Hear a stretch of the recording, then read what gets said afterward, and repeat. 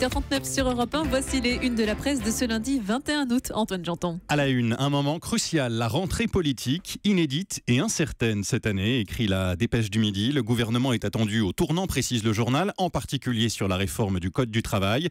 Elle entre dans une phase décisive, indiquent les Échos, analyse identique en première page du Figaro. 10 jours décisifs pour la réforme. La concertation reprend demain, le texte définitif sera présenté le 31 août.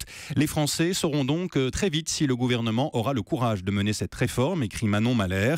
La pression monte, précise-t-elle, d'autant que le climat s'est tendu ces dernières semaines à cause de la baisse des APL et de la diminution du nombre des contrats aidés. Un sujet par ailleurs en une de l'Humanité.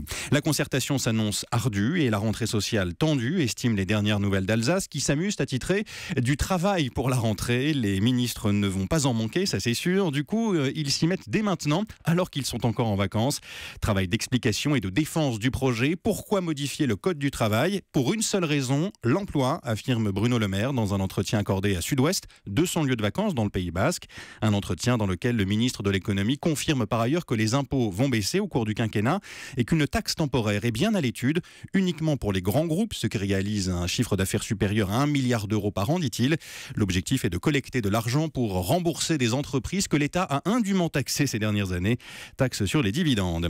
La hausse des loyers en une de quelques quotidiens du groupe Ebra dans l'Est du pays, comme le Dauphiné Libéré, l'Alsace et le Républicain Lorrain. Le prix au mètre carré a bondi de 53% en 20 ans, entre 1998 et 2017.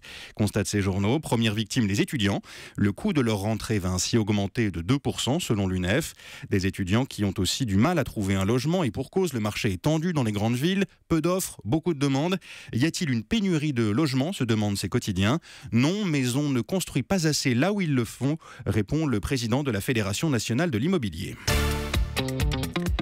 À la une encore, des nouvelles de François Fillon, c'est à lire dans Le Parisien aujourd'hui en France. Le candidat malheureux à la présidentielle est parti en Islande et en Toscane cet été. Loin de la France, loin du monde politique, il s'en tient à l'écart. Il ne parle plus à grand monde, raconte un dirigeant du parti Les Républicains.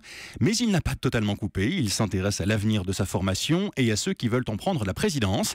Il a ainsi reçu Laurent Wauquiez avant de partir en vacances. Il doit en faire de même avec Daniel Fasquelle le mois prochain et avec Florence Portelli, son ancienne porte-parole. Mais François Fillon prépare sa défense et surtout sa reconversion. Il va commencer à travailler dans le privé mi-septembre, confirme son entourage. Et il envisage également de créer une fondation pour les chrétiens d'Orient. Neymar est en première page de quelques journaux ce matin. La grande classe titre l'équipe après la performance ébouriffante du joueur brésilien hier soir pour sa première au Parc des Princes. Victoire 6-2 du PSG face à Toulouse. Le quotidien sportif lui a donné la note de 9 sur 10. Il a quitté le parc après avoir essaimé une magie comme une poudre d'or, écrit enthousiaste Vincent Duluc.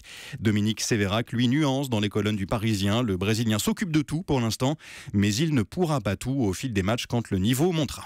Libération consacre sa une et un dossier de 12 pages à l'un des films les plus attendus de la rentrée, 120 battements par minute, grand prix du jury lors du dernier festival de Cannes, sorti après-demain. Une œuvre qui revient sur le combat des militants d'Act Up contre le sida au début des années 90. Libé l'acclame, un film fleuve qui sait intelligemment considérer tous les aspects d'une époque traumatique et raconter une rencontre amoureuse bordurée par la menace d'une mort présente, écrit Didier Perron, qui souligne l'une des qualités de ce film, qualifié de vibrant. Les battements du film tambourinent aux portes des injustices présentes et incitent les plus timorés d'entre nous à retrouver le goût de la colère.